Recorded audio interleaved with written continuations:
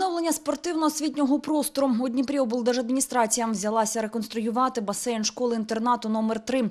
Спортивна будівля десятиліттями стояла занедбана. Вихованці возили на плавання по всьому місту. В рамках программы президента Украины Петра Порошенко мы восстанавливаем всю инфраструктуру нашей Днепропетровской области. Детская школа-интернат номер 3 в Днепре. Помимо реконструкции бассейна мы приводим в порядок все тренерские, душевые и раздевалки для того, чтобы дети могли здесь заниматься в самых комфортных условиях. 25-метровий басейн, велика спортивна зала, кабінети для лікувальних процедур. Після завершення ремонту на території школи буде цілий оздоровчий комплекс. Ми всі дуже чекаємо цих змін, ми всі чекаємо відкриття басейну, адже у нас заклад не тільки навчальний, але й лікувальний. Діти мають проблеми зі спиною, в них різна ступінь сколіозу, тому уроки плавання для них просто необхідні.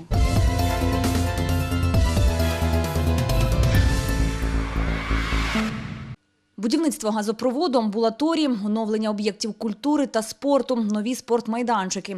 Костянтин Бриль, голова Запорізької облдержадміністрації, акцентував увагу на досягненнях Мелітопольського району під час зустрічі з місцевим адміністративно-господарським активом.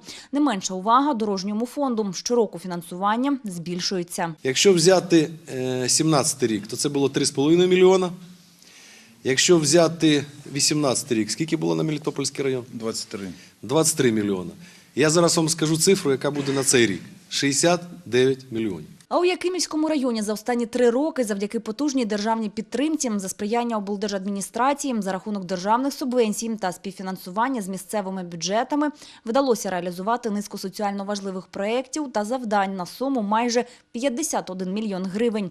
Окрема увага – будівництву з'єднувального каналу для відновлення водного сполучення Азовського моря з Молочним лиманом. На сьогоднішній день в цьому вопросе вже здвинуто з мертвої точки. Є розуміння і Міністерства екології, є розуміння наше, є розуміння території.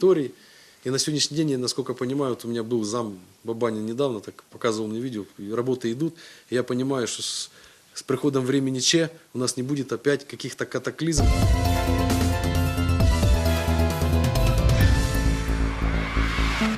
Понад 60 буккросингів та тисячі примірників. Дніпропетровська облдержадміністрація продовжує дарувати яскраві полички та книжки у держустанови, медичні та освітні заклади. Несколько буккроссингов мы открыли в городе Покров уже. Там мы реконструировали школу номер 1, в которой 5 буккроссингов расположено в каждой рекреации. Туда мы подарили 1500 книг.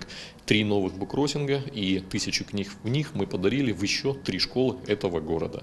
Мы хотим, чтобы дети в наш век гаджетов читали книги. Дітлахи Покрова воліють читати друковані книжки, а не сидіти в гаджетах. Тож буккросинги для них – справжній подарунок. Читальні з'явилися одразу у 3 школах. Когда я держу напечатанную книгу, когда я ее еще и читаю, я как будто тоже в этой книге. Это такая эйфория для меня, когда ты открываешь книгу, листаешь эти странички, запах новых учебников. Буккроссинг – это очень интересная идея, креативная, плюс абсолютно новая тематика, современные книги.